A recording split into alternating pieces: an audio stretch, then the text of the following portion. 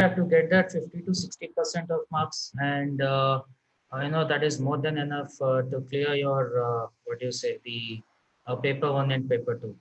Now, yeah. So first, I would like to share with you something, so that will give you a bit of motivation. Okay, so this is the first thing which I received when I logged in for my results. Okay, yeah. Your screen we can, yeah, yeah, it's coming up now. Yes, we can see Okay, that. No, yes, Rohit, yes. yeah. So this was the score which I got.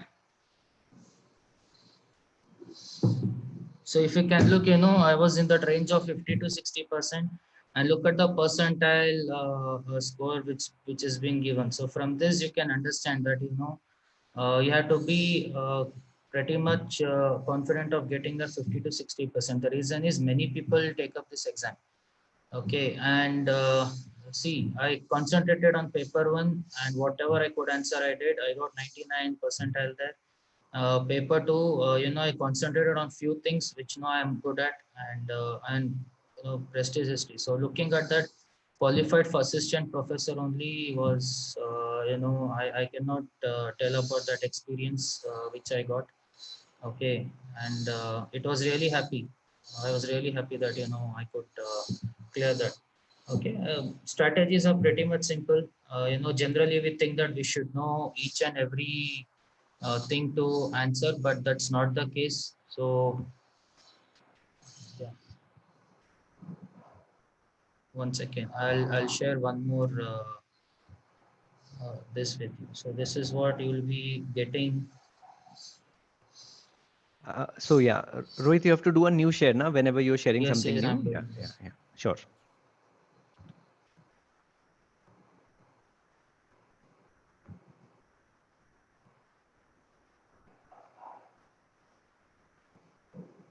Okay.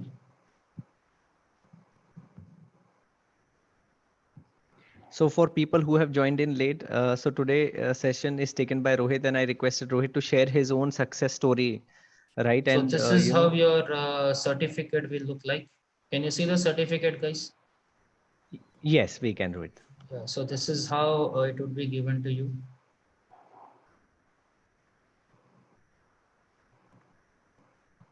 Okay. So this is valid anywhere in India, and you can apply, become a professor, enjoy your life, 9 to 3 job, do whatever you want. So that is left to you guys. But I'm here to tell you how to, get this. Okay. Yeah. So, yes, now coming to strategies, this is what I felt would help you guys. So number one, concentrate on the quantitative part in your paper one, because those questions are pretty easy compared to any other exam which we take, be it bank PO, be it CAT, or be it any other exam. This is quite easier. There is no difficulty in that. So one set of DI will be there, and then what do you say? Two questions on coding and decoding would be there, and then again you have a very one or two questions on quantitative aptitude. So I can say on the whole, some 10 questions, 10 to 12 questions you will get there. So 10 to 12 questions you will be able to score your marks easily. You'll get around 24 marks. I guess it is 2 marks for every one question, and yeah, sorry, 1 mark for every one question, and paper two it is 2 marks, I guess. Okay, so next after that, concentrate on teaching aptitude, because it is quite general. It is all about eliminating the options and going with the logic over there. So no book will help you out there. Only thing which will help you is your common sense. Okay, only common sense will help you out there. Now, yeah, I got one question. Have you got the JRF? No, not JRF, because my age was 31 when I applied for UGC NET, because JRF says that you should be less than 30 years of age. Okay, so above 31, above 30, you cannot apply for JRF. And always remember, assistant professor only and JRF are two different things. So you should know the difference between that. Now I'll share you one more PDF which will help you to know how your exams will be scored. I mean, how the percentage scoring is done. So meanwhile, this is about paper one. So concentrate more on your points, because I feel since I was good in aptitude, I felt that was easier for me. Others also, it's easy. It is even a very low level of questions which come over there. Teaching aptitude, research aptitude, concentrate on the research methodologies which you get. Explorative research, descriptive research. So questions on this you'd be encountering. Again, that is quite easy to remember. Okay, so that is regarding the paper one. One thing very important, try to solve many previous year question papers, because I felt there were a few questions which are repeating, and that was actually a good thing, because when the questions are repeating, you'll feel happy. Okay, fine, I'm getting one more question over there. Okay, so this was the cutoff which was there for last year.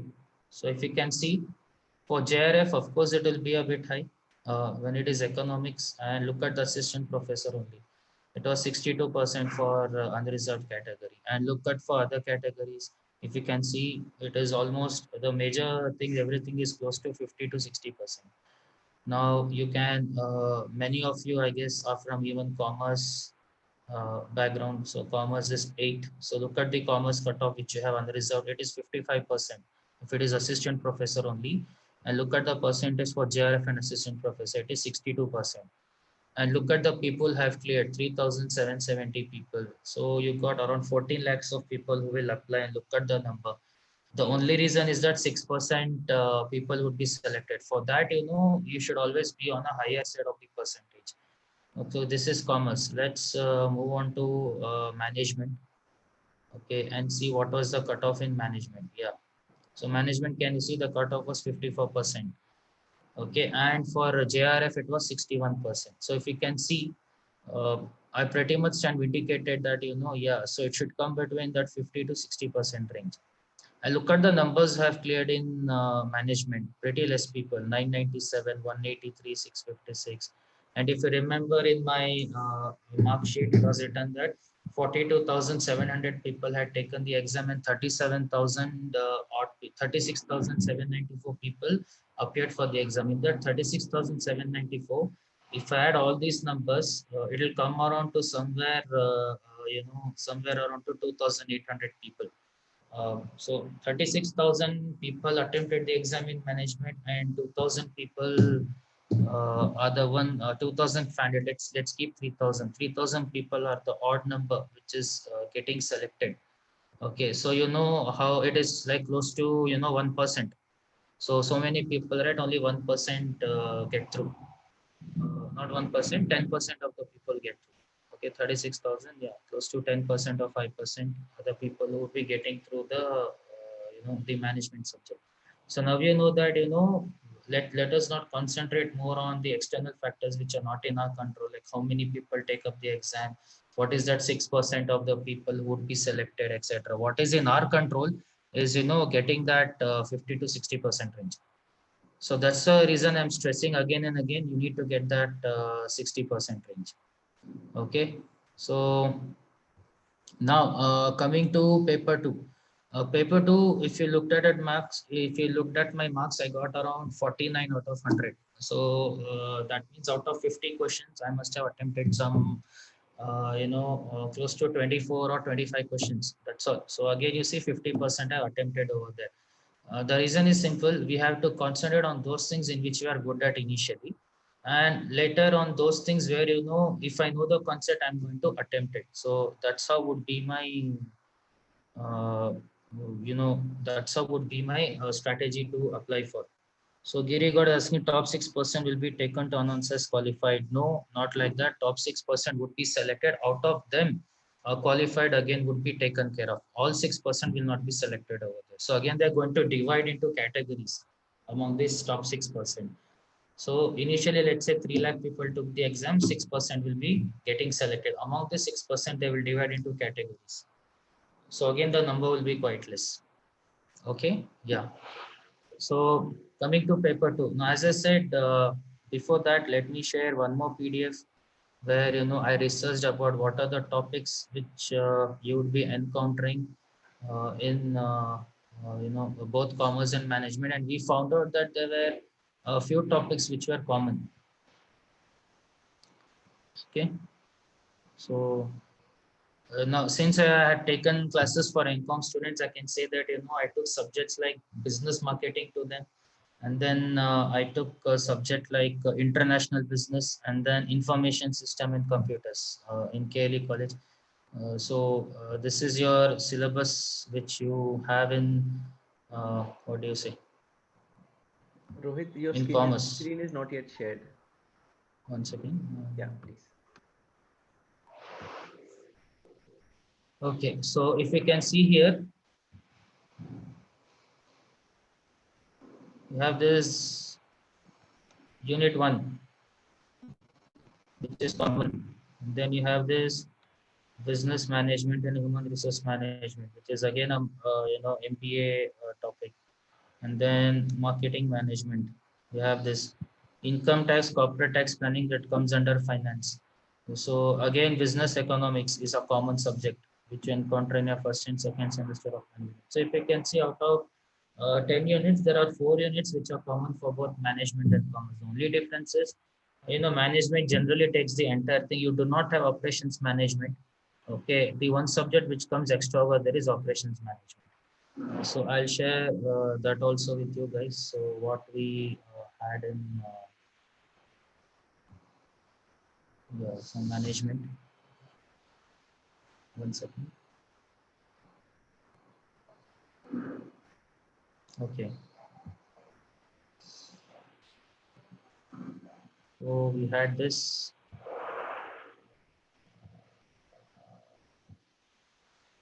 If you can see, strategic management, and then we had marketing management, product pricing decisions. So all these things come under MBA. And also you have business management and international business. So there are few common topics, which you will encounter.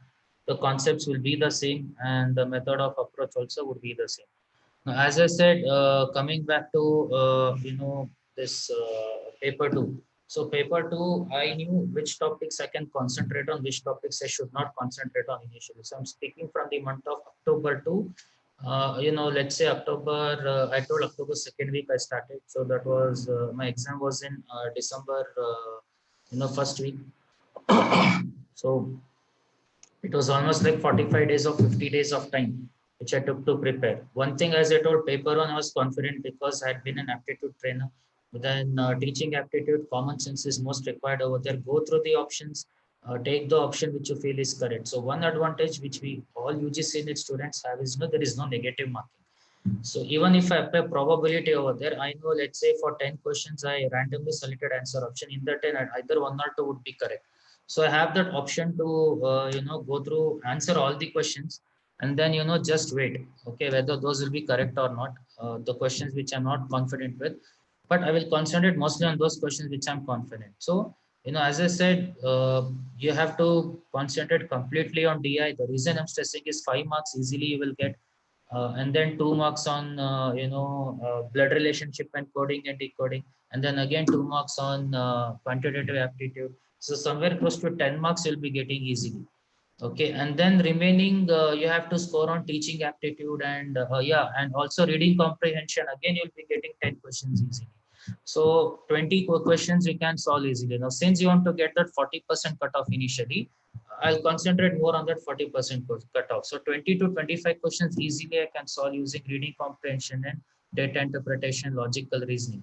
Okay, and then there would be few questions on computer knowledge. Okay, computer literacy is what they say.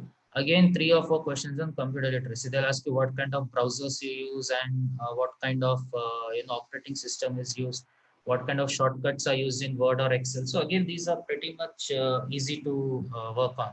So as I say, some 30 questions are there which you can score easily. No, that was my strategy when I went for the exam. I concentrated on those questions where I felt okay, I'll solve them initially. Because in my mind, I had one thing: first get that 40% cutoff, and later whatever extra score is I'll be getting, that will help me to gain my score even more. So like this, I divided my exam stepwise. Okay, so my first step was get that 40% cut off. So I concentrated on the sections which was easier for me. Now, as I said, quant was easy for me. I concentrated there. Computer literacy was there because I'm from computer science background. I could do that. Now coming to teaching aptitude. Teaching aptitude asks you general questions from viewpoint of how a teacher should be in a class. So what I did was when I encountered these questions, I did not consider that as a question. I considered, okay, if I am a teacher, what I expect from my students. From that viewpoint, I was answering my questions. And second was, if I am a student, what I expect from teachers. So you will get these answers when you're not biased. Okay, we'll be biased generally. This student doesn't study, the student doesn't study. We work hard so much, and still they don't give any answers. So all these things should be kept away, and then we have to stick to the question over there. So that helped me to clear the exam. And number two, I took some, online papers and the UGC net online papers from 2009 to 2018, and then I started solving them. Okay, all these teaching aptitude questions, whatever I could find in these papers, I was solving them. So one thing I know that one or two questions will be repetitive, but other questions were generally based on our common sense. So that helped me. Now coming to research aptitude, I went to a book called S.C. Gupta. Okay, many would have used it in your MBA also and in commerce also. So in this book, there is one chapter on research methodologies. So I learned all those research methodologies in that particular, this thing book, and then that helped me to answer questions. Now, why I prefer books rather than going for Google? Because books will give me a definite kind of an answer than Google. Google has got many things which it will share, but books will share only what is there over there. Okay, what the author has written, and with examples it will be there. So this helped me to clear my paper one. Now paper two, I know I was good in marketing management. I was good in economics, and I was good in operations management. Okay, so I'm telling you from viewpoint of MBA. If you take from viewpoint of commerce, let's say you're good with accounts. Let's say you're good with income tax and taxation laws. So like this, I will segregate my topics initially. I'll segregate my topics, and inside that again, I'm going to dig in deeper. The marketing management I segregated, business marketing I segregated, operations management I segregated, and the economics I segregated. Now, again, in this, I should think, okay, in which things I'm good at. So, in marketing management, I know I was good with integrated marketing communication, which is related to advertising, personal selling, and also I concentrated on that initially. And whatever things I could get information on that, I used to work on that. Okay. And then later I was good with consumer behavior. So I went to consumer behavior, and then I started, learning consumer behavior from that. So that was the second part which I did. Now coming to third part which I did, once I know I was sure with this, I went back to previous year's question paper, and whatever questions I could encounter from, integrated marketing, communication, and consumer behavior, I used to attempt all those questions and make sure I got, all of them correct when I looked into the previous question papers. So this gave an idea. Okay, I'm good with this particular subject. Now coming to operations management, in operations management we have these general concepts like game theory, and then assignment problem, linear programming model, graphical model. So I learned basics of these things, and that helped me. Now coming to economics is a huge subject, and there are two things in economics. One is macro environment, one is micro environment. So which one to concentrate on? So I knew that I was good with macro environment because it is related to the entire business setup. So whatever I could encounter from macro environment, that I initially took out previous papers, and then I started to solve. And then I got to know there are only few questions which I could answer. So what I did, I went back to my economics book or slides which were there during my MBA days, which I had stored, and then I started preparing from that. And then I got to know there were few questions which are coming frequently, like GDP, GNP, and then FDI. So what do you say? What is the formula for per capita income? What is the formula for gross domestic product, gross national product? And what are the political, legal environment which were there in India? So all these questions were coming pretty much common. So I researched this, and I got to know, okay, these questions are coming pretty much common. Why not I practice them? So again, I went back to, what do you say, the previous year papers, and then I saw, okay, these questions are coming common, I can answer them. So this helped me. And now coming to one more part of the economics where a lot of questions you get is price elastic, the demand and the supply thing. You got relatively elastic, inelastic. So all these concepts will come frequently to you. So when I went through the past 9 papers, I got to know how the 100 questions are arranged is initially they go phase wise. Economics is the common subject, so those questions come first, and then business marketing is common subject. Those questions come. Marketing management was a common subject. Again, those questions come. And then later, related to a specialization, it started to vary. So then we had operations management, strategic management, and then business ethics and entrepreneurship. So all these questions were coming later. So I got to know how the paper is arranged as well. I got to know, okay, so concentrate on what we learned in our college days. Okay. So if you have any slides which were shared by your teachers during your college days, please make use of that, because in UG Senate you need not dig in deeper. You just need to know the main topics. Okay, same case with international business, I was good at. And then when I went there, I saw, okay, mercantilism, theory of absolute advantage, comparative advantage. So all these questions were coming over there. So I was pretty much sure, okay, if I know the basics, I can solve. Now coming to human resource management. In human resource management, we have these different theories which are there.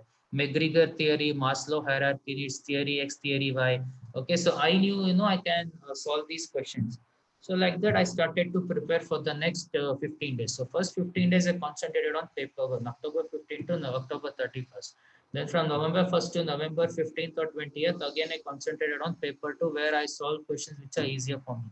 Okay, the topics which I was good at. Now, financial management was one subject where I was not good at, because I'm from engineering background. Even in MBA, I felt difficulty with financial management. So I went through the papers, and then, I thought, okay, if I knew few concepts of financial management, I can do. So some few questions which I knew was debt, equity, and then few problems were there on rule of 69, etc. So like this, I felt okay, I can solve these problems. So I restricted myself in financial management. I said, okay, in financial management, I will only study the main topics. I will not dig in deeper. So I concentrated only on the main topics which I encountered in my syllabus copy of MBA, and I was pretty much sure, okay, if any one or two questions come, I will answer, rest I can leave. Then coming to operations management. In operations management, how to locate facilities, etc. Everything was coming into picture. So that also I studied.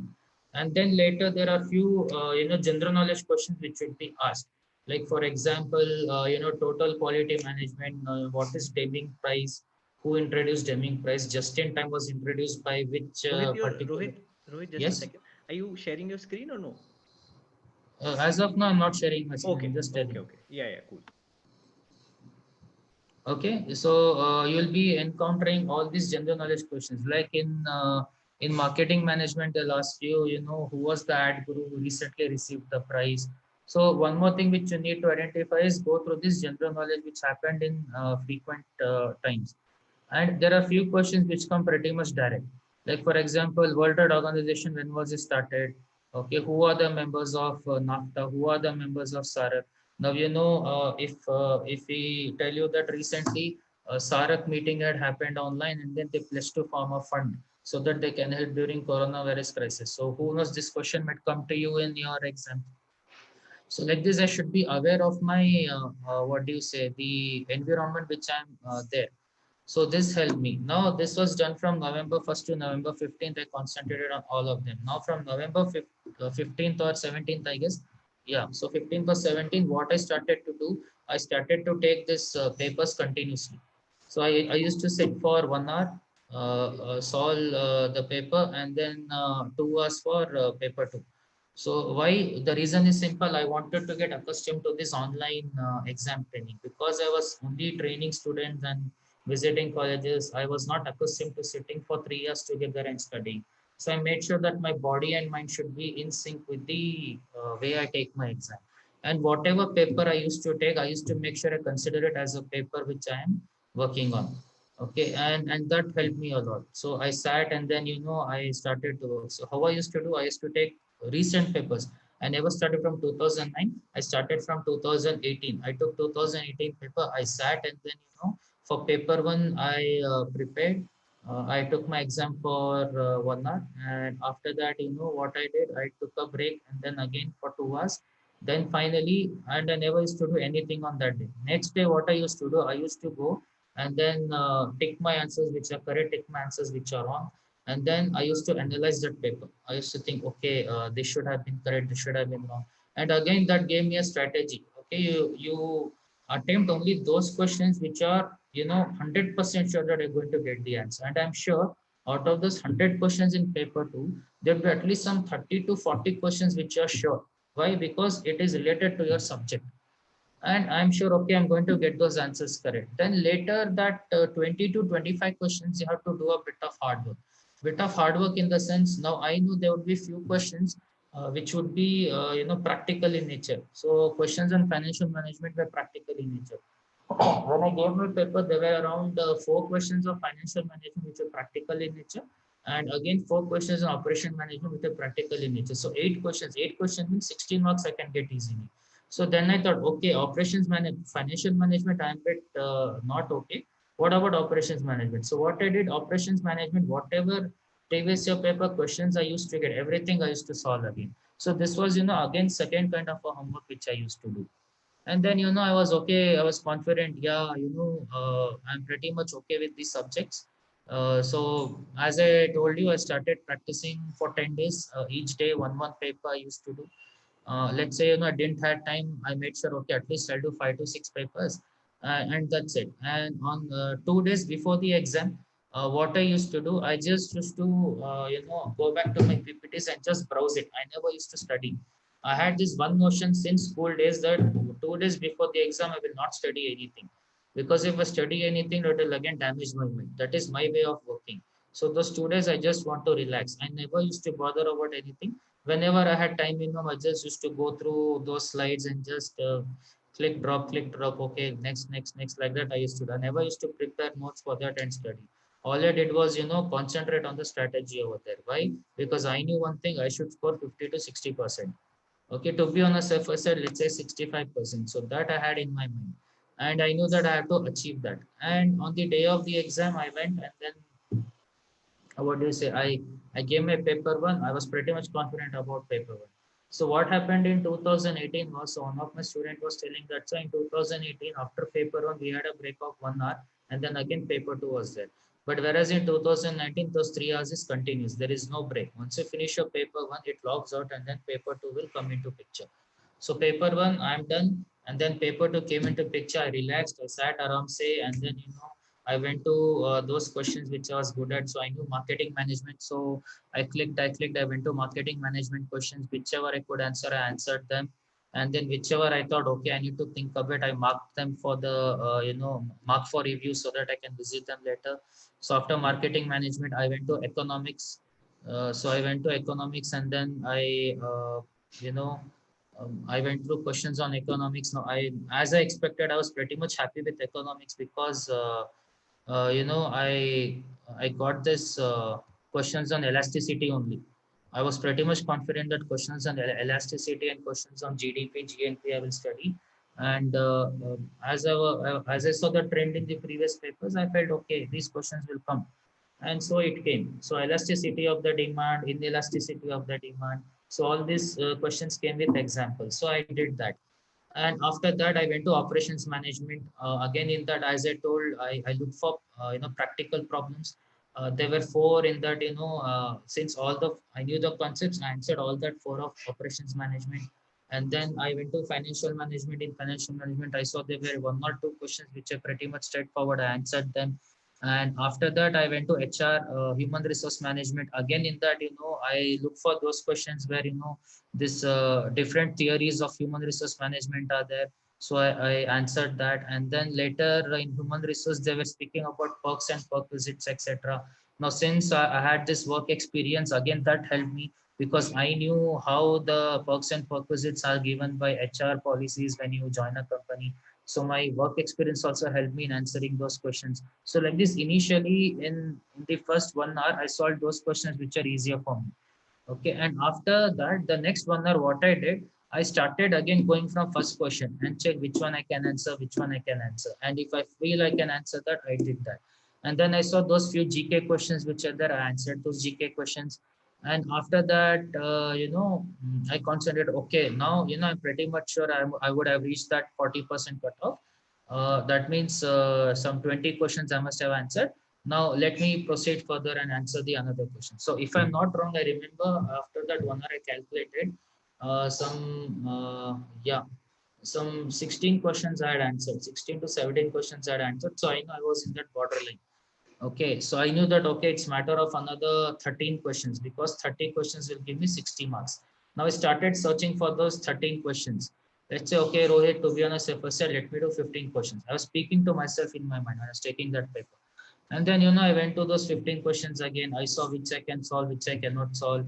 And I was sure, okay, now few things God gives you, what do you say, a breather space over there. Like there were few questions which were match the following. In match the following, if I know at least two of the answers I can get. Now, there were few match the following questions where, for example, if I say theory of comparative advantage was propounded by Daniel Ricardo. Okay, so I knew this. So I look for comparative advantage Ricardo.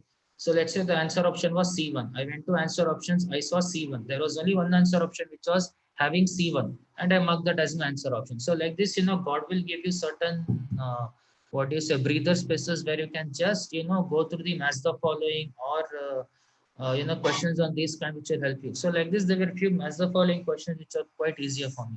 Like one question was there on browsers. Okay, I answered them easily. It was from information system, so I answered them easily. One question was on what do you say? Different economic concepts. So I knew this concept is this concept is this, so I could answer that. So like this, few match the following questions were there, which again boosted my score. And then later, there was some half an hour left. I thought, okay, now why not let me see if I can answer a few more questions. So what I did here, again, I used a bit of common sense, and then I knew that there is no harm, no loss, no gain. If I answer all the 100 questions, let me answer all the 100 questions. So I thought that way initially, and then whichever I feel according to me this might be the right answer, I clicked on that. And remaining questions, I felt okay, inky pinky ponky, I'll do, and then I'll do. Why? Because I had that chance where I can do that because there was no negative marking involved. In this way, I answered all those 50 questions in paper two. And there was some 10 minutes left, and then I talked to myself, and then I said, okay, Rohit, now be honest and think which all questions will give you right answers. So from first question to 50th question, I was scrolling again because some 15 minutes before I finished my exam and they were not leaving my. Okay, I thought, okay, let me be honest and let me do this. So I knew, okay, this question is correct, this question is correct, this question is correct. So I was getting somewhere around, according to me, I got somewhere around 29 questions correct. I felt 29 questions would be the marks. So that means I thought I'll get some 58 marks. So I was okay, happy, fine. I'm in that range. And then, I came out of my exam, and then I didn't speak to anyone. This is the first mistake everyone does. I didn't speak to anyone. And I just went home. Of course, married. No. So my wife already had 3 calls there. She told, where are you? Where are you? I thought, okay, coming back home. And then after 1 year, after 3 or 4 weeks, when I saw the result, that was the end result. So everywhere where my strategy which I had applied, it helped me a lot. And then I kept it pretty much simple. I did not take much to head. Like in my whole friends group, I was the only one person who came into this education field, everyone in their IT field. So I had no other person to share my apprehensions or fear with, or do a combined study kind of a thing. So I knew that I am alone in this, and then again that helped me to focus more, because I knew that, okay, if I stick to my strategy, I can achieve it. So end of the day, it's all about strategy. To put it in a nutshell, so I'll just tell you three things. Paper one, concentrate on aptitude and data interpretation, because and reading comprehension, that will help you to get marks faster. And then teaching aptitude, think yourself as a teacher, get the answer. Think yourself as a student, get the answer. Research methodology, look into that experimental research, exponential research, then exploratory research, descriptive research. So look into those and few examples on them, because you fill in the blanks, or sorry, few match the following will be there. And then for computer literacy, go through the regular things which you do in your daily life. So remember that, okay, like Android is an operating system, Linux is an operating system, Nokia had an operating system called Symbian. So like this, a few things which are pretty much easy. And yeah, they will give some questions like this, which I really hated. Like they'll give you some quotation and they'll say, who said this? Now, who the hell will remember, man? Okay, some guy told something in some other time. Why will I remember that? So these questions really irritated me a lot. It's like, they'll tell, okay, someone said it. Okay, the wealth of nations is so and so. No, who will remember his name? We were not born at that time. And if I start looking into all the quotations, I have to write a separate 200-page book of quotations over there. So I knew these questions will not help me, so I skipped them initially.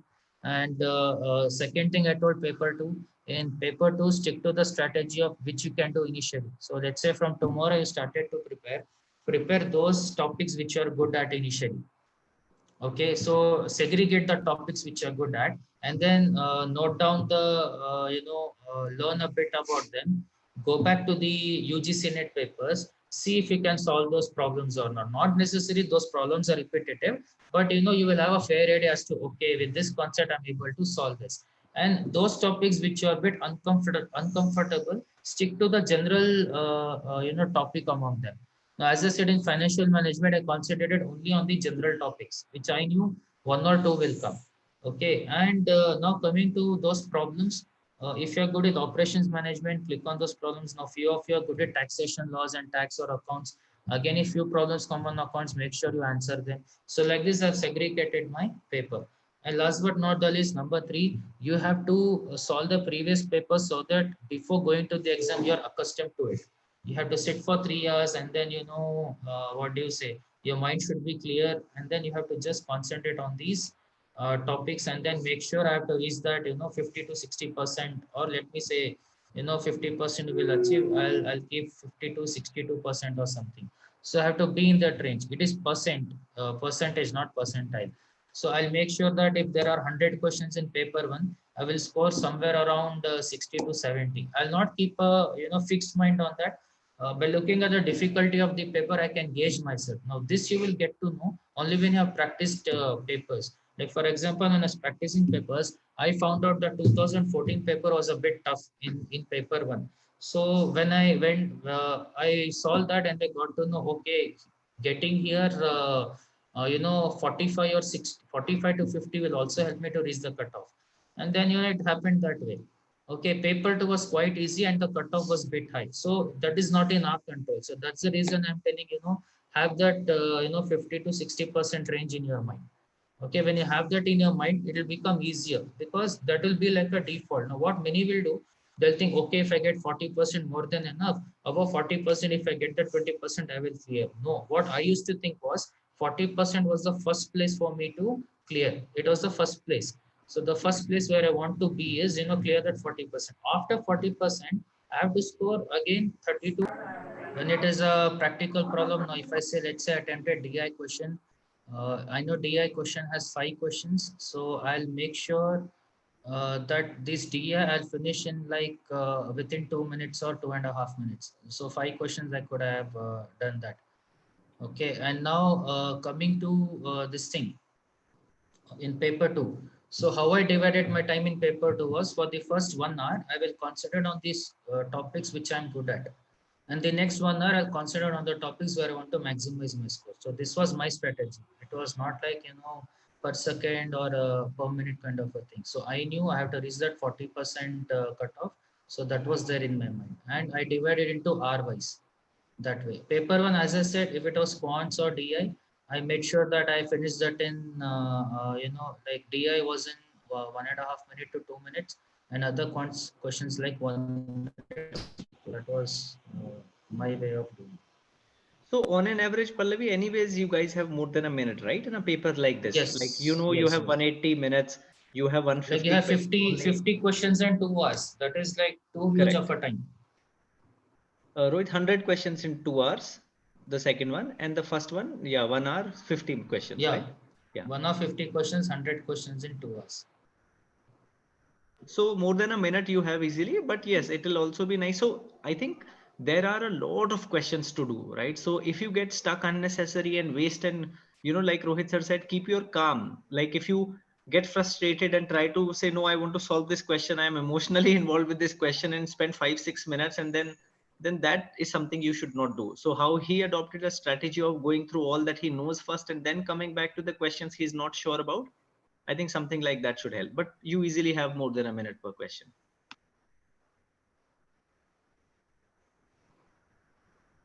Any other question?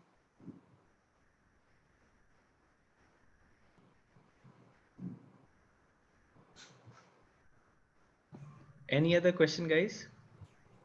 Are the papers given simultaneously? Yes, the paper are given simultaneously. Yes, it is simultaneous. So it is. It was not before in 2018. 2018, as I said, you had paper 1, and then you had a break of 1 hour, and then you had paper 2. But now here you sit for the exam. Paper 1 is over, and then immediately paper 2 pops up. So there is no rest.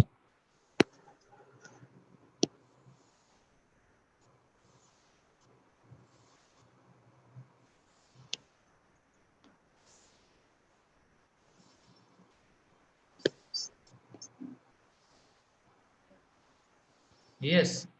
Let's say you. No. It's a computer-based Online. test. Yeah. It's online. It's online. So you can do a double click And twice and then select a new answer option. correct. And guys, like I have mentioned several times, what you guys can do is, for your practice, we have a learning portal, right? www.stepuplearning.net.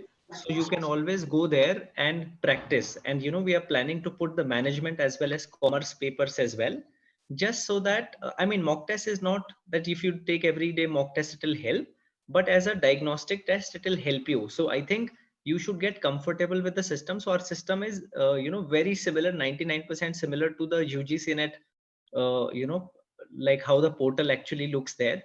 So I would request you to go there and take up, whether it's paper 1, paper 2. Don't worry about the marks you get, but just be comfortable with that system. So then you know that how you can mark for review, or how you can get comfortable with the online system.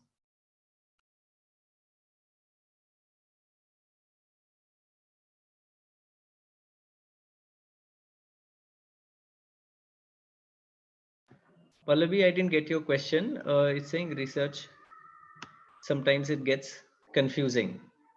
Yes, I think with practice and with practice, and I think going through previous year papers, being very clear as to which research is used for which one, I think that will help. Rohit, they are asking any other resources for research paper? You mean JRF? Okay, so she's saying that basically in research aptitude, sometimes all the options, they look the same, correct? So Yeah. like, So as I said, that book in S.C. Gupta that helped me, and when you know that when you know it with an example, then you can make a difference. Like exploratory research is something which I've never done before, and you got no other information, so you're digging in deeper. Descriptive research, you should know what it means. Experimental research, you're looking at a cause and effect relationship, the cause and effect relationship. Okay, descriptive research, you got answers for few things, and still you want answer for another things. You're going to get more into detail. So like this, these major things, major statements will help you to know the difference between them. so there is one student, she's asking, sir, management syllabus is very wide. How should we go about it? And which book is the best book? I mean, just now Rohit sir discussed, right? That is what he was doing, like which topics he concentrated on. How do you segregate, from where more questions come? And Okay. book is one thing, but also Rohit sir like brings with him a lot of wisdom and his experience. So when he, for example, takes these classes, and this is Rohit, yesterday also one student was asking me, he was saying, sir, and he's a professor in Kanpur, and he called me, he said, sir, I am sorry, I won't be able to join tomorrow's class, but I wanted to ask that in management, since the syllabus is so huge, I mean, should I go through 3-4 books because people say this book is good, that book is good? Or should I focus on your classes and the notes, and just scan through some books? Like, what should be my approach? So approach is simple. Now let's say I'll give example of mine went for paper 2. I knew I was good in marketing management. Now in marketing management, there is not necessary that I considered on all the topics. I should know few basic things in marketing management.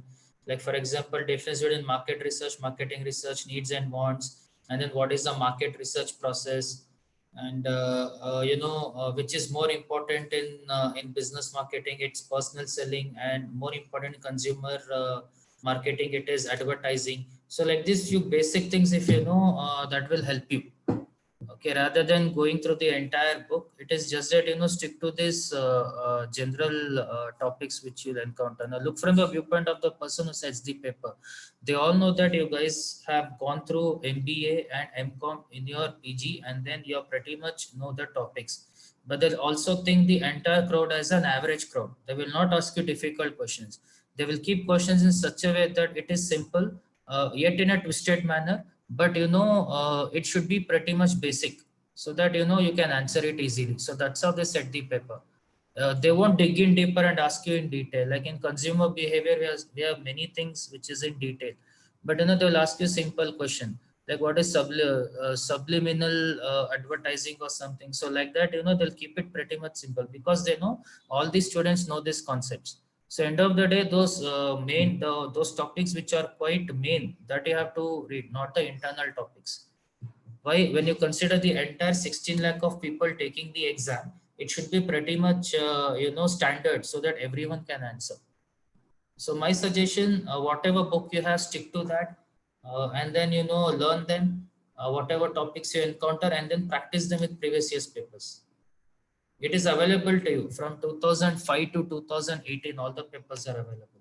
So that's close to 14 years of paper which you'll be getting. And that's more than enough to know how the question paper is set.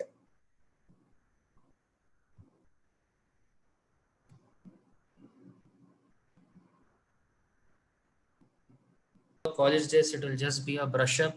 So I've included few topics, which I feel can come in exam. And at the last, I've got few questions, some 15 to 16 questions as a quiz, which you can answer once you go through this. What do you say? This PPT. So let's see how much we can do today. I'll tell you now. One more thing which I want to tell you is this is just a revision class, and whatever is there here you can study, and then later I wanted to think from viewpoint of the paper. So let's say you studied one topic, and then you can think, okay, how can a question be framed when I sit for the exam? So you should think from that viewpoint. Okay, not just from the study viewpoint. You should think from the viewpoint, okay, I know this topic, how can the question be framed for this topic? Okay guys.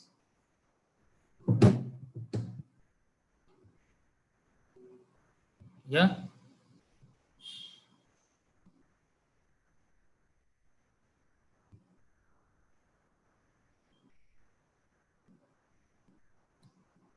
All right.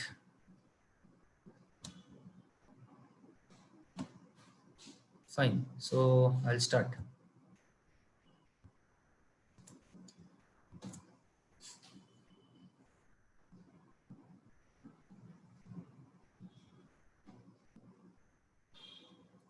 Okay. So what is international business? It is movement of raw materials and foreign supplies, assembly of products from components sourced from different countries, selling of goods or services to other nation, and also one more thing is movement of people also from one country to another. So why this is done? It is done so that the goods and services can be moved easily across the border. So one example you can say of international businesses, make in India. You're telling the foreign companies to come to India, and then they can assemble their products here, and then they can sell it from here as made in India. That's one way. And Apple products are what do you say, are assembled in China, and then they are sold across the world. So this is nothing but international business. And Walmart also. Which company? A clothing company. They have their for Amazon. Amazon, when they sell it online, many of their what do you say, the garments they are bought from Bangladesh. So Bangladesh has a huge garment industry. So from there they source the raw materials. Again, in India, you have Tirupur near Coimbatore, which is famous again for what do you say, the garment industry. So like this, you got this international trade which is being done. Now, it can be viewed as a four-dimensional, and each of them have a what do you say? Why globalization is required? Okay, globalization of capital, supply chain, globalization of market presence. Now, for example, let's say you have this BrahMos missile, which is prepared in India, which is a supersonic missile, collaboration with India and Russia. So supply chain, do they source it from Russia or India? And so that's one kind of an example. And then, one more example we can take of international business recently is Geo and Facebook are a unit now, and Facebook has a 9% stake in 9.09% stake in Reliance Geo. So how will that work in? And globalization of market presence, for example, again you can think about many companies like Walmart, etc. They want to have a different headquarters now. South Asian headquarters is in. They have a huge center. Amazon has a huge center in Hyderabad, the biggest center ever, more bigger than the USA.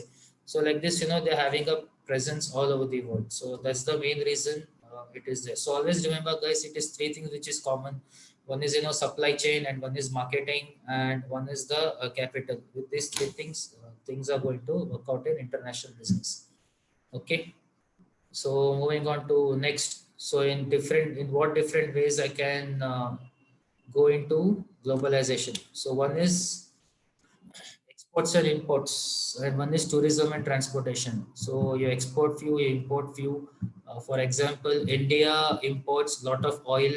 So many oil companies, they have their presence in India. So Shell again entered India for globalization. You have Total, which is again a international company which is in India. Okay, so from India, jute is exported.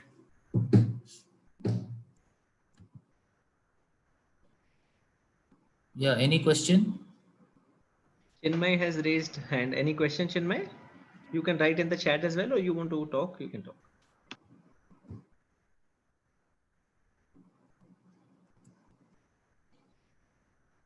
No, maybe Rohit by mistake he said. That was a mistake. Okay, no problem. Go ahead, please.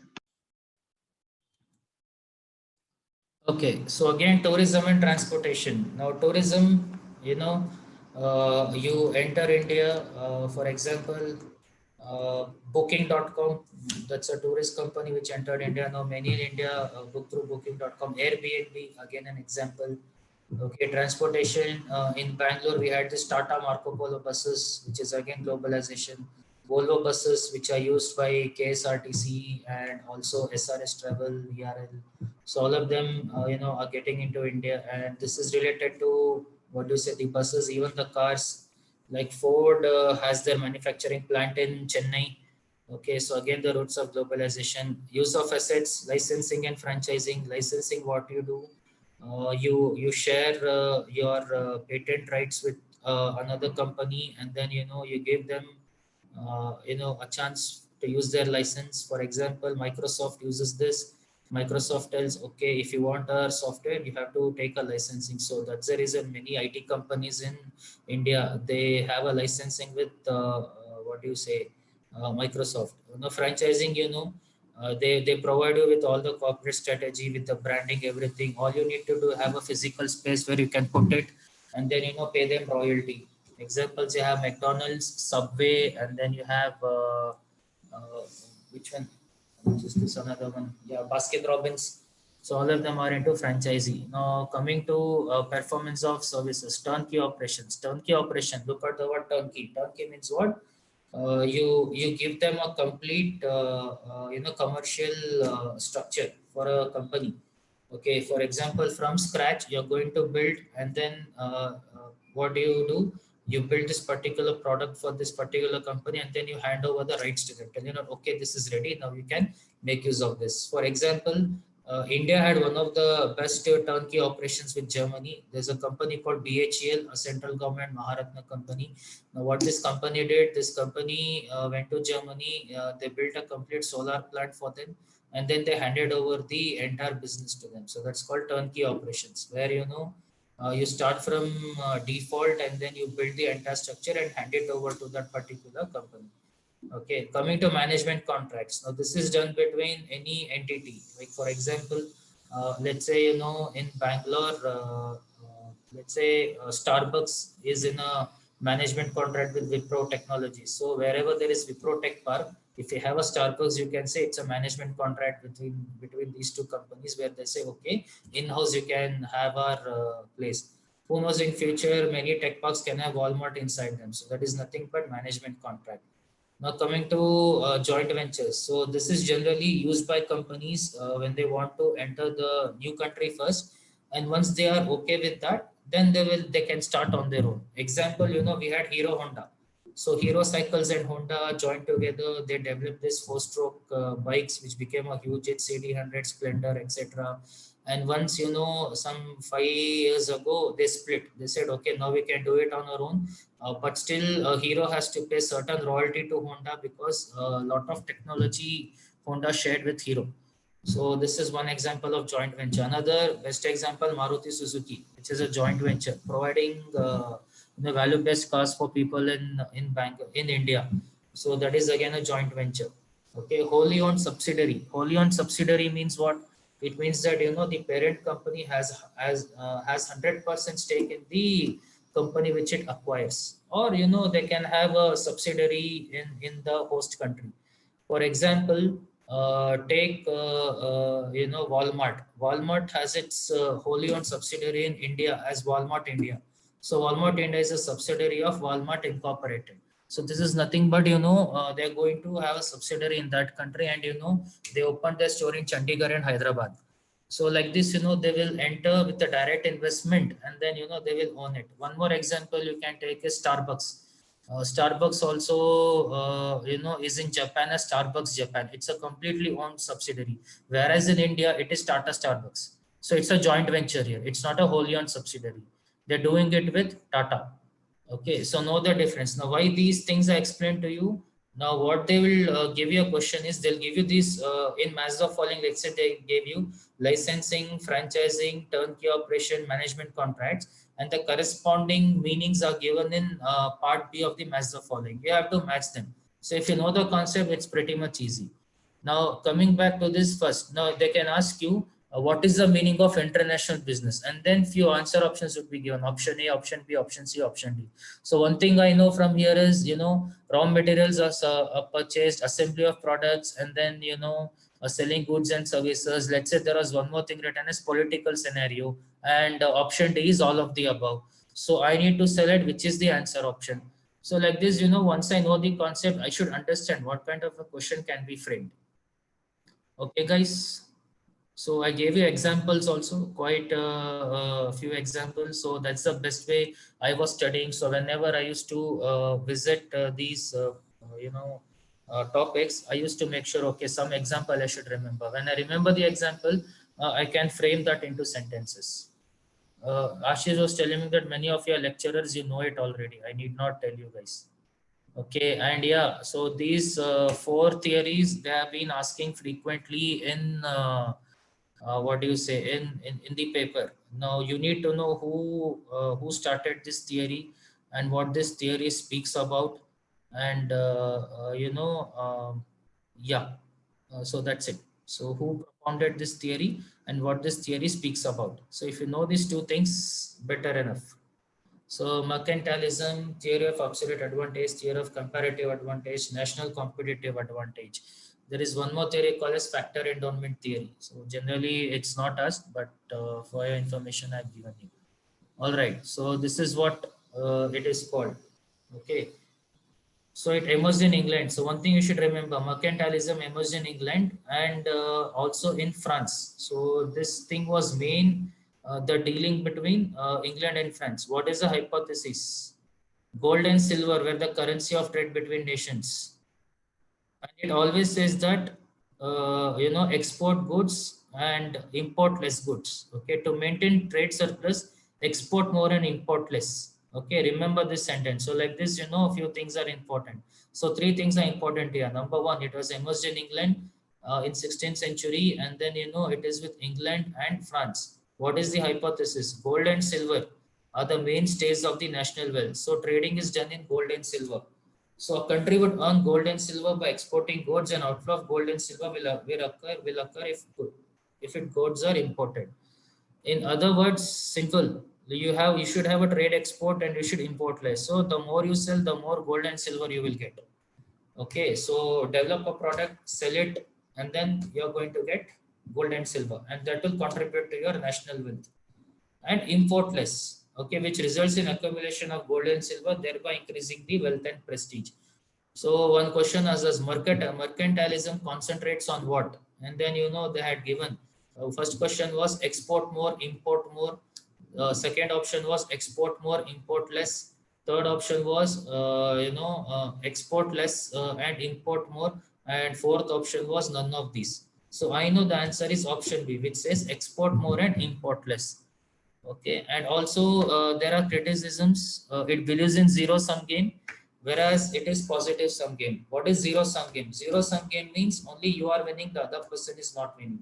It is at the cost of other person you are winning. So what's happening here? You're doing trade and you are accumulating gold and silver, whereas you're not importing anything, you're just exporting. It is a loss for another country because other country is not able to export things to you because you're self-sufficient. You're importing less and exporting more.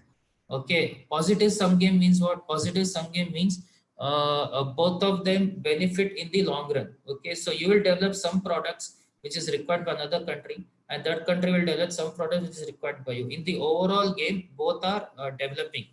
Okay, and what is another criticism? The theory is simple, but still many countries use this theory even to this date. So mercantilism, know about it.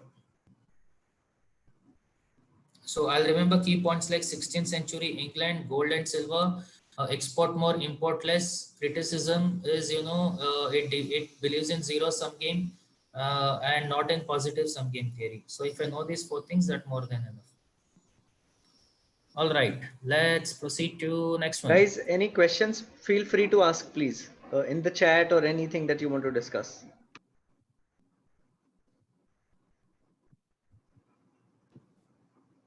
Go ahead, Rohit. They'll ask if there is any. Okay.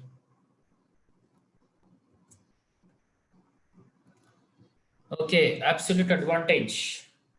Adam Smith, father of economics. Theory, countries differ in their ability to produce goods efficiently.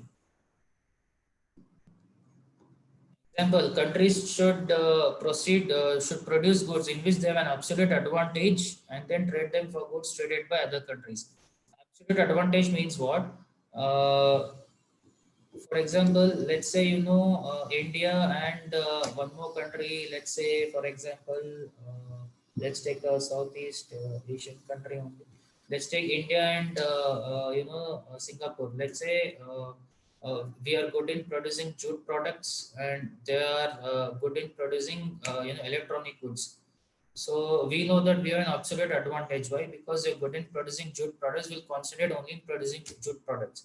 And we even have electronic goods in our company, but still we are not that great in producing electronic items in the company. There are few Indian companies which are into electronic goods. You can name them in your fingers. Like we had Onida, we had DPL, etc. But many of them we depend on foreign countries. Like LG, we have Hitachi, we have Sony, we have. So we know that these are good in what do you say? Electronic goods, and these are good in jute products. So let's take from viewpoint of Japan. Japan will have an absolute advantage because they're good in producing electronic goods.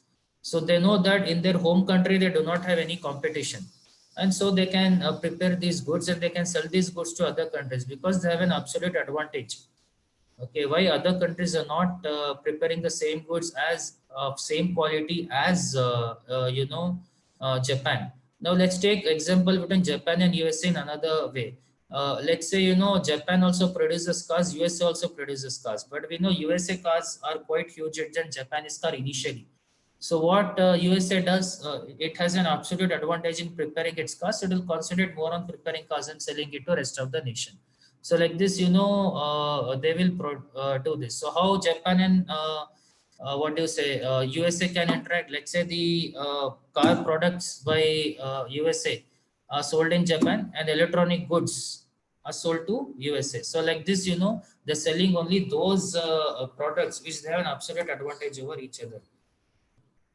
So again, a zero sum game was denounced and positive sum game was advocated. So look at the third point. Countries should specialize in the products of goods for which they have an absolute advantage and then trade them for the goods traded by other countries.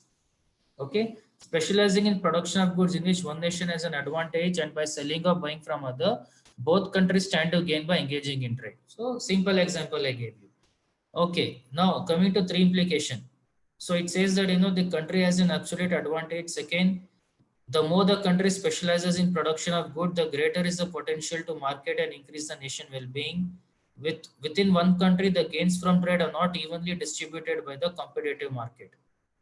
Okay, within one country, the gains from trade are not evenly distributed by the competitive market. Now, as I said, when I look at electronic items in India, we know that it is not evenly distributed by competitive market because there are few market leaders who are from foreign countries. So that's another implication which says that when within one country the gains from trade are not evenly distributed. So there are few market leaders over there. Coming to comparative advantage. So here what it says, do not go for absolute advantage, but go for a comparative advantage where you have a cost advantage. So one example I've given you here. Okay, so Rohit Morvi is a student. She is asking, what is game theory? game theory is nothing but you discuss between two countries as to what method they use for their imports and exports. Okay, I'm telling from general viewpoint. Exact statement I do not know. Okay, game theory, what I know is, you have a certain policy and then you're going to work on that. So guys, game theory is, so for example, let's say Pepsi and Coca-Cola are there. Okay. Now, okay, let me just, so let's say there is a Pepsi, right? And there is Coca-Cola. Okay. And let's say there is this beach. Okay. So the question is, when there are these two competitors, right? Pepsi and Coca-Cola, both are competitors, both are selling same product and they can't really kind of differentiate. So the question is, if let's say this is a full beach, where should they place? Where should Pepsi have their stall? If let's say Pepsi is here, so what will happen is that uh, Pepsi may attract people who are here, right? And Coca-Cola may attract people who are here, right? Or any either way. So the point is, how do you decide where should you put your stall? So, for example, most likely what you will see is that if they are both selling products which cannot be differentiated, how do I take a decision so that the other person is benefited less? For example, let's say if Pepsi reduces its price, do you think Coca-Cola will continue to keep the higher price even though customers know that there is no differentiation? So Coca-Cola will not do that, meaning it is always a game, right? They're trying to say, hey, how do I maximize my revenue? How do I maximize my competitive position? Now, so therefore, Coca-Cola will also reduce their price. If Pepsi increases their price, there is a chance Coca-Cola may increase. But while Pepsi will increase, they will be very careful whether they should, increase or not. Or someone does advertising, the other will also spend the same amount of money in advertising because there is very little differentiation between the two. So game theory is really how deciding. So maybe both of them will actually uh, place their, for example, stalls in the middle of the beach so that they can appeal to everybody and the other person also can appeal to everything. Okay. So game theory, right? That's what So the Morvi, question was was. it zero game theory or only game theory?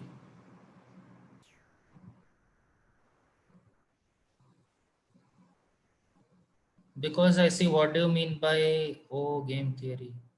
Yeah, zero game theory is, as I said, what do you say? At the cost of another country, you are going to just take care of yours. For example, as I said, England and France, okay, you're just going to export to France, but you're not going to import anything from France because the mercantilism rules suggest export more, import less. So what will happen in zero sum game? You're just exporting, you're building your revenue, whereas the other country is not having any revenue at all. They're just, they're not able to do anything there because England is not buying anything from France. They're just exporting to France and then telling to France, okay, I'm not going to buy anything from you.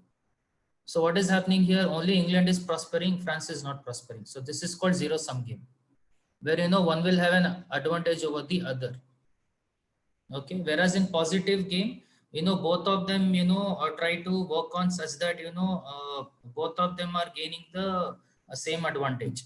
Example I gave you was India and Japan, or let's say USA and Japan. The cars of USA can be sold in Japan, so USA will have an advantage over there, and Japan can sell electronic items in USA. So in this way, what is happening? Both the countries are prospering, whereas in zero sum game, only one country will be prospering at the expense of another country. Okay, all right. Now what does this say? Look at the thing. So both country produces cars, both country produces trucks. So what this theory suggests is, this theory suggests country B should concentrate on producing trucks rather than cars. Why? Look at the difference. So whatever resources country A has, it can produce either 30 million cars or 6 million trucks, whereas country B can produce 35 million cars or 21 million trucks. So if you can see, it has a comparative advantage with respect to country in terms of producing trucks. So they know that, look at the difference. This is 6 million, this is 21 million. So country B can produce more than 3 times the trucks which are produced in country A, 3.5 times the trucks which are produced in country A. And look here, it is just somewhere around 1.1 times, 1.133, yeah, somewhere around 1.1 times what is produced in country A, it's being produced in country B. So this is somewhere around 1.1. And look at this, this is somewhere around 3.5 times. So if you see, if country B concentrates on producing trucks, it will have a more advantage. Now what will happen? Country B can export trucks and it can import cars. Or if it concentrates here, look at the difference. It cannot import trucks here because 30 and 35 million is quite close. 21 and 6 million is quite far. So country B can concentrate on producing this trucks, and country A can concentrate on producing cars. Look out from the country viewpoint. With the same resources, they can produce either cars or trucks. Now they can produce 30 million cars or 6 million trucks. Here they can produce 35 million cars or 21 million trucks. Now when I compare the cars and trucks of two countries, I can see that country B has a comparative advantage over trucks. So that's what it means. Absolute advantage means being more productive or cost efficient than another country, whereas comparative advantage relates to how much product or cost efficiency one country is than another. So absolute advantage, you are a market leader, whereas comparative advantage, you know that you can produce it better than another country. So that's the meaning of comparative advantage. So one question can be asked you from these two. They can tell you who propounded comparative advantage. So they can give you different author names as the answer options, and then you have to select. So it is David Ricardo.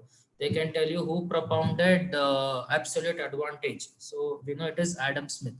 And again they can give you fill in the blanks as to these three things: mercantilism, comparative advantage, absolute advantage in column A. Column B can be their definitions, and then you have to do match the following. So you understood?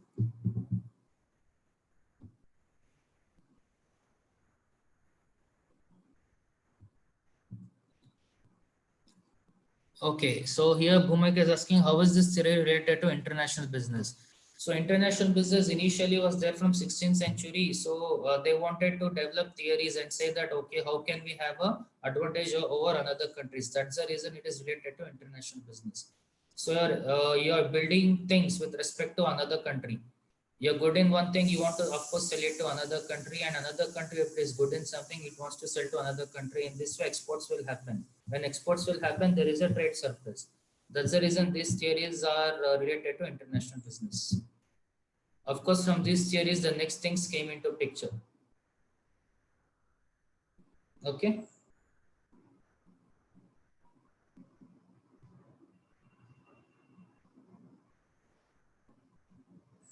So initially, even in India, we had a different kind of, we did not invade any country, but, we were preparing things. Take example in 1920, Industrial Revolution happened in Britain, and they produced lot of things. Okay. And then they started exporting to other countries so that, they can become a market leader. So like this, all these, theories help them. Okay, how can we produce more than the another country and become a market leader? End of the day, it is simple, guys. International businesses, who is the superpower? Simple. Who will buy more of your products? If there is any competition, just buy them out. Examples: you have Facebook, WhatsApp. So WhatsApp brought Facebook because they know that tomorrow WhatsApp can affect Facebook. So they took over Facebook. And then Skype, Microsoft. Okay, and then Instagram also is taken over by Facebook. See who all are competitors of Facebook. Facebook just took over them. So that is international business. Okay, they will not tell, okay, let's share the profits that way. Now go to any mall in Bangalore. Once you enter, one side is a McDonald's, one side is KFC. You don't find any chai company over there in malls.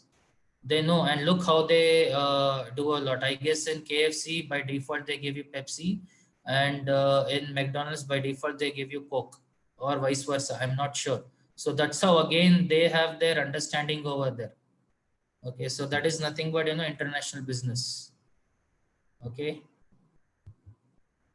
what are the assumptions and limitations? So here the countries are driven only by maximization of production and consumption, and it assumes there is only two countries involved in the trade, whereas it was a long back, somewhere in 19th century, whereas now globalization has made sure that many countries are involved. It assumed there are no transportation costs for shipping goods from one country to another. Next, it assumed only there is labor, which is a factor of production, and then specialization of one particular good does not result in increased efficiency. So it is limitations. Now, one more question can be asked: which theory considers labors as only the cost of production? Okay, our answer options would be theory of comparative advantage, mercantilism, and then national comparative advantage. None of these. So the answer will be theory of comparative advantage. So like this, questions can be asked from this particular what do you say slide. Okay, so that's what I want you to do. When you read a slide, understand, okay, what I can contribute. Now, this is national competitive advantage. So it's got, 4 attributes. Now, why all these questions are there, I'll tell you. I have got a few questions at the last which are from previous year's question papers, where these questions were asked to you. Okay, so it's got 4 attributes: factor endowments, demand conditions, related and supporting industry, strategy and structure. So take example of Chennai region. Chennai region is completely into manufacturing. Many automobile companies are located over there. So that is factory endowment. Demand conditions. We know that there is a lot of demand for products over there. Look at related and supporting industries. The nuts and bolt, precision tube company, the tire company, everyone are related near Chennai region. Near Sri Perumbudur, it is related over there. So like that, it says. So when you concentrate on all of them, you are going to have a national competitive advantage. Okay, so you will tell, okay, in India, we got a manufacturing plant which prepares only for automobiles in one place. Take example of USA. Detroit is called as the automotive city of the USA, Detroit. Then you got Silicon City. You got same Silicon City in Bangalore. Look at Bangalore, look at other places. I've got the privilege of traveling to 23 states. So look at the difference. Now look why many startups are in Bangalore. Why we are having a competitive advantage in Bangalore compared to other cities. Okay, why many people from all over the world come only to Bangalore? Because it's called Silicon City of India. Why? Because the structure is that way. The strategy is that way. You got a lot of BPOs and all, which is IT enabled services, which are supporting IT. You got the extra current infrastructure, which is required here. Nowadays, you got plug and play offices. Nowadays, you have got, shared offices where, again, you're saving on rent. So like this, a lot of things are being supported for startups here. That's the reason, and best thing is you got good internet connectivity here compared to other places. So this will create a national competitive advantage. So whenever there was one word called Bangalore in Oxford Dictionary. Bangalore means any person who wants to outsource to a country apart from their home country, they're called, you're being Bangalore. So it was a word developed that way. Okay, so that's the meaning of competitive advantage, national competitive advantage. So what it says, these four attributes constitute a diamond. So one question was asked in previous paper, among these, which of the attribute constitutes a diamond? And they gave you different answer options. In that, one answer option was factor endowment. I had chosen factor endowment as the answer option. So like this, they will ask you, firms can succeed in industry segments where diamond is most favorable. So when there is one particular segment where you got all these particular four attributes, I know I can say that, okay, my company is doing really good. Foreign sales of firms are being made from foreign-owned production facilities rather than from exports. Okay, so what what is telling here, foreign sales of firms are being made from foreign-owned production facilities. So what you're doing here, let's say, as I said, BrahMos missile is developed in India, and from India it is being given to other parts. So that way, now Foxconn also has its, chip making set in Chennai. First Nokia was there, Nokia went out, so Foxconn came into picture. Now Foxconn generally, all your Android mobile phone is Snapdragon, right? Snapdragon is from a company called Qualcomm. So Qualcomm is one of the part of Foxconn, which is, developing all these microchips used for Android mobiles in India and then export and then selling it from here itself. Okay. Yeah. So this, this is for understanding I gave you. I won't divulge much into this. So international business is generally, focused by these environments. It's called macro business, culture, economic, technological, political, legal. Okay, so I need to know which all environment should be good for us. Now, one simple example I can give you. When Kellogg's first came into India, because, in India, we never had this, breakfast cereal kind of a thing. So when Kellogg's came into India, it's quite an interesting story that will help you how culture differs. When it came to India, they said that, okay, we want to bring breakfast cereals to people of India. We know people of South India, we eat idli, dosa, sambar, etc. And people of North India, aloo paratha, samosa, kachori in the morning. So we are not accustomed to breakfast cereal. Now, when they came to breakfast cereal, they introduced Kellogg's here. Now, what happened in India, we had one particular culture which they didn't knew, which they did not make research of. The thing was, anything for cereals, we are going to put hot milk. So what they did when Kellogg's came to India for the first time, in India, people started to put hot milk to these cereals. What used to happen is Kellogg cornflakes used to become soggy, and people did not like soggy things. And Kellogg's was initially a flop in India. Then later they researched and they got to know, okay, people in India prefer hot in the morning and not cold milk in the morning. So they came up with new Kellogg's where, you can put hot milk to Kellogg's and then you can have. So this is how a cultural thing will impact our international business. You invested heavily, you entered the country only to know that, this country does not make use of it. So that's one example of cultural. Technological, as I said, initially India was not technologically sound. Now, everywhere you go, we are technologically competent. BMAP, etc. is even used by a roadside vendor now.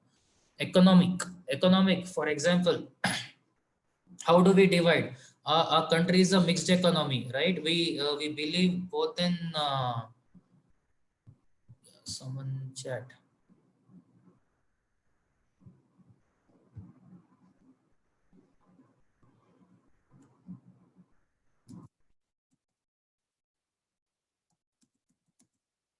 So I'm being asked by Chinmay, how about Hexaker all-in theory and product life cycle theory?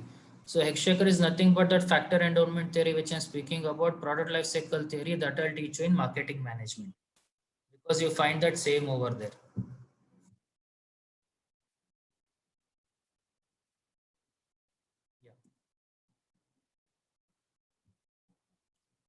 All right, economic. So we need to know how the country, when we enter, how its economy. So India is a mixed economy, which is not a capitalist economy. So few things are with the government, few things are with the capitalists here. So both private and public is present in India. So I should know how it works over here, and then I have to enter to do my business. Yeah. So next thing, it's got 4 predispositions, which is there in international strategic management. It goes in that same order. So remember this order. Okay, first is ethnocentric, then is polycentric, then is regiocentric, then is geocentric. Okay, ethnocentric Hello, means sir. what? I cannot hear you. Hello. Yeah, I'm able to hear you. Some Moorvi, is problem with Cannot there a the hear problem you. with Your your voice is connection? not audible. How about others? Can we request others to just tell? Pallavi, Bhumika, Giri, Noor, are you guys able to hear? Is everybody Kavya? Or only Moorvi is having an issue, or others also are having an issue? I can hear you loud and clear. Yeah, see? Understood. Okay. Okay. Go ahead, Rohit. All right. So I was telling about these 4 things. It goes in the same order: ethnocentric, polycentric, regiocentric, and geocentric. So one kind of a question can come to you in this also. Arrange the predispositions in the ascending order, and answer options will be given to you. So you should go in the same order: ethnocentric, which is been related to our ethics, which is there in a country; polycentric, it is near to our countries; and region centric, one particular region; geocentric, the entire world. Okay, so that's how these orientations come into picture. So let's look deeper into them. Okay, so main thing which can be asked in orientation is go through this, but the main thing which is asked is this, which I saw in previous papers. This was asked. This was asked.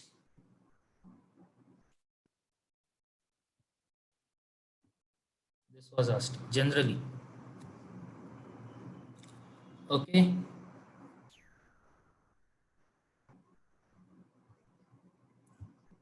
So you can go through this. This pretty much covers. Now look at the tech. Personal. It says people of home country develop for key positions everywhere in the world. Okay. So let's say, for example, Wipro, as in India, and people of home country develop to key positions everywhere in the world. So what happens? Let's say Wipro opened a facility in Singapore.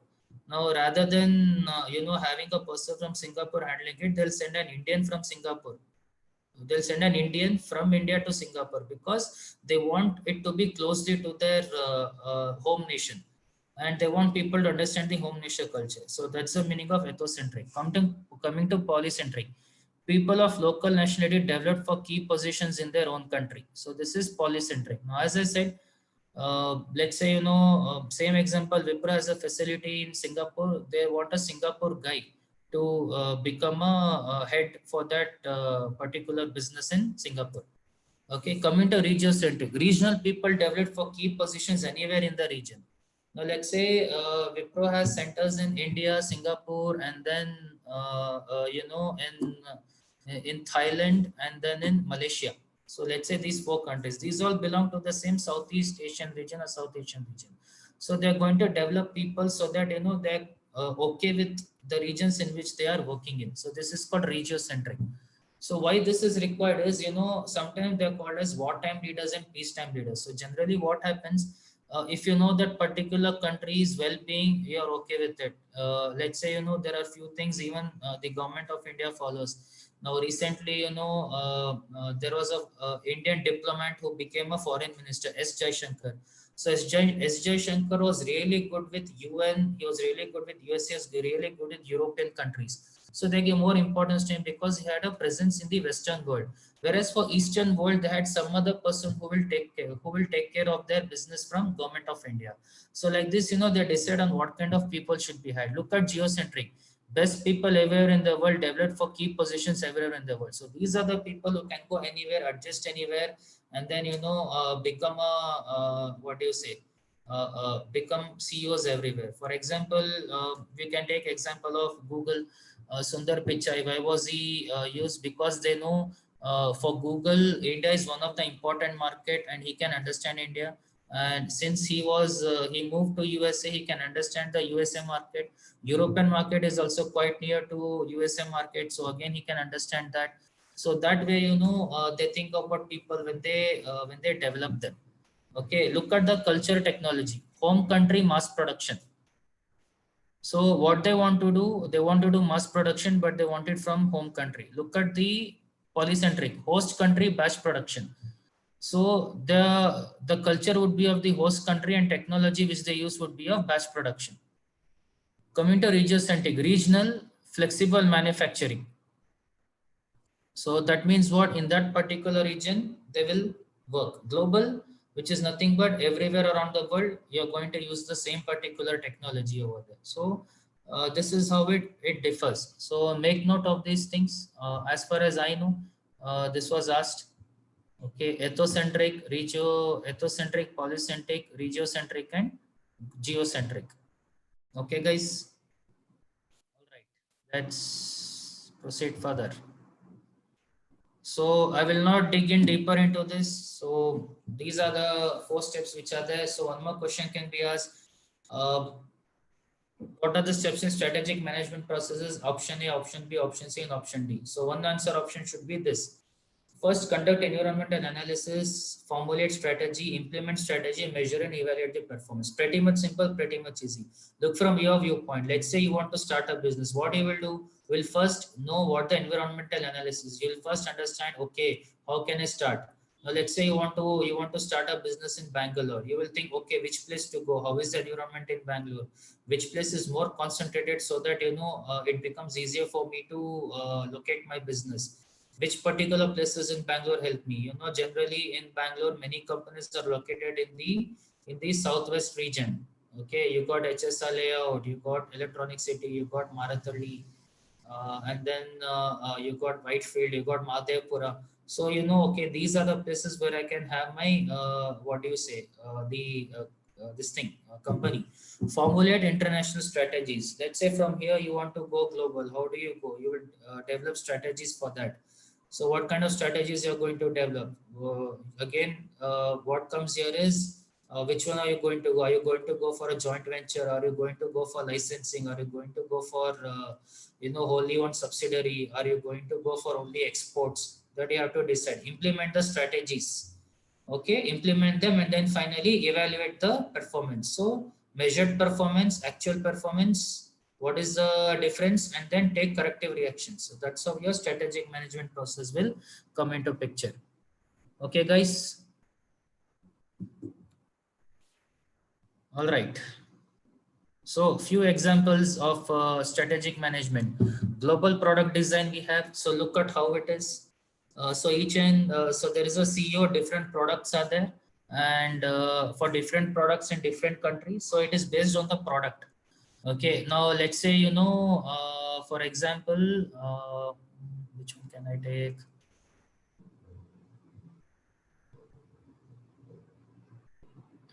Let's take example of Wipro only.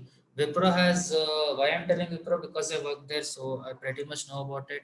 So one product division is, Wipro Technologies, one product division is Wipro Consumer Care. So Wipro Consumer Care, it will tell in which countries to go. Let's say in Wipro Consumer Care, it wants in India, it wants in, Bangladesh, it's more, let's say SAARC nations, India, Bangladesh, and then Sri Lanka, like that. And then again, let's say in Sri Lanka, it goes and then there it does manufacturing, marketing, and finance. So like that, it's going to divide according to the product. Okay, so that's called product design. So what it says, it assigns worldwide responsibility for specific product or product group to.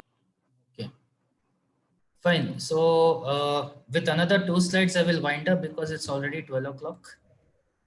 Yes. Okay. Yeah. So this is with related to area. So what they'll do, they'll tell, okay, in this area, you'll be having a division. In another area, you'll be having one more division. Let's take, for example, let's take example of Ford. Let's say Ford want to work in Southeast Asian region. That's one division. And another division would be the European division. And again, in Southeast Asia, they have India, Pakistan, Sri Lanka, Indonesia, Philippines, okay, like this.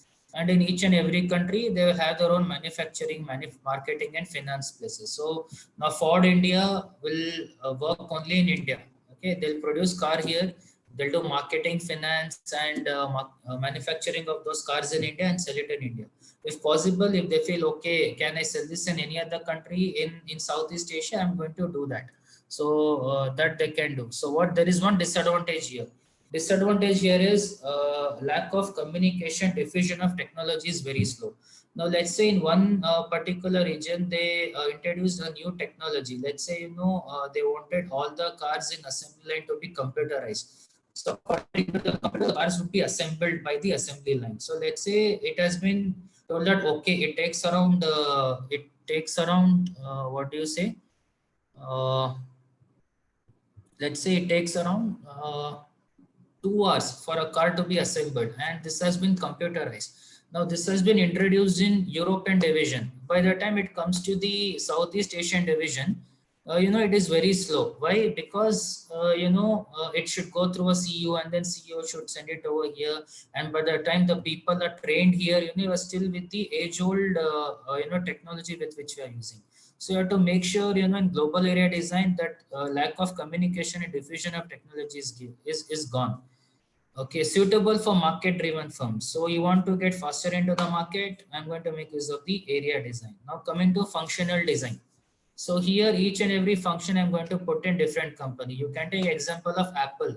Apple does assembly in China, marketing in some other company, and then manufacturing in some other company. So like that, it's going to do it. Take example of Volkswagen also. Manufacturing is done in Germany, and then marketing is done in some other country. So like this, they're going to distribute in terms of functional design. Okay, so we saw three kinds of design here. Number one, we saw it is global product design. So based on the product, I'm going to divide. Second is area design. Now based on the area, again, I'm going to design my company. And next, based on functional design. Now let's say we are an Indian company. I'm giving an example so that you can understand. We are an Indian company. We are producing only two products. Let's say we are producing ketchup and we're producing jam, and we want to export this. Now I can make use of either product division. So I'll tell, okay, ketchup can be produced here, and then jam can be produced in another country. So like this, I'm going to decide. Area design also, I'll say, let's say ketchup is more famous in Southeast Asian country. We want it to be chili. So I'll make sure, okay, I'm going to do this in this area, and then in this area I'll concentrate on the jam. So like this, I can decide. Now let's say, I'll think, okay, let me manufacture the ketchup and jam in India. Let me give the marketing option in Philippines. And finance can be done in some other country, and other functions can be done in another company. So like this, I'm going to divide. So we took one example. Okay, so going forward, let me take this as example. We are a company. Okay, we all 11 people. We have a company. We are into producing ketchup and also jam. Okay, both we are going to produce. All right. So one more example I can give you. Anytime if you visit, of course you won't visit now. Whenever there is lockdown is gone, visit McDonald's and visit KFC. Whatever tomato sauce, ketchup they give you, they both are manufactured in the same place in a village called Tali, near Tamil Nadu. Okay, so I didn't know this. So I once went to McDonald's. I went to this KFC, and then I saw both the address were same. And luckily, my aunt's place is near Tali. So I told her this. So we went there, and then we saw both of them manufactured in the same place. Only thing is packaging is different. So again, you should think what kind of design is this. So manufacturing for tomato ketchup for Indian nation is being done in one particular place, which is near Tali in Tamil Nadu, Krishnagiri district. And then, marketing can be done in, another place like Mumbai or Chennai. Like that, I'm going to think about global functional design. Then finally comes the important thing. So this is called international division structure. So what you're going to do, you will have a VP who is responsible for international operations, and then he will take care of each and every country. Like for example, when I was in Unisys, this guy called Christopher, he was a VP. Okay, now he was just a normal guy in the company in London, but for Indian operations, he was the vice president. Okay, he took care of all the international operations in India, and then in India and Singapore. So these are the two places where he took care of the international operations. So in India, we were developing software related to cargo, and Singapore developing software related to passenger aircraft. So So for cargo operations, he was the vice president here, and also he was a vice president for only one company in Denmark. So like that, he was the vice president for this international operations. So as I told, our MBA and our work experience will help us to learn things in a faster pace. Now for you guys who are from commerce department, you can relate So- the same thing as well. Okay, so I guess we will wind up here. Yeah, These and- will continue in the next class, which is Yeah, tomorrow. and guys, like how normally how we do in our classes is that we do, some theory as well as, some questions, right? So like Rohit sir gave you a lot of, examples of the kind of questions that can come on the theory that he's covering, okay? But today, because it was his first session and our second session, I had requested Rohit to, in the first half, to cover his own, story and to give you some tips and strategy how to crack the paper. So that went in there. But what we are going to do is, like tomorrow there's a class on business marketing. Rohit, is that correct? No, I'll continue with this because Continue. there is still more to cover. Okay, continue with this, and if there is time he could also cover, start with some other topic. But we will also have some questions in between, okay? So we will do questions as well as the theory. But yes, feel free to, share your feedback. We hope that you like the session. We hope you were able to, you will be able to now formulate your own strategy to crack, paper 1 as well as paper 2. Actually, I'd kept these questions at the last. Okay, sure. Yeah, so I thought, my approach was, it is just like any other thing. We will learn everything and then, we will try to learn the. Now, look at the first question. It was the same thing as to what I told you. What are the objectives of international business, and what is the sequence? And if we can look here, we also discussed about the theories, as I told you, gold and silver. And then we had which of the following pairs are correctly matched? Theory of Adam Smith and comparative advantage. And then, how many attributes does Porter diamond consist of? So like this, I included few questions. Now look at this. And these are all particular, actual questions.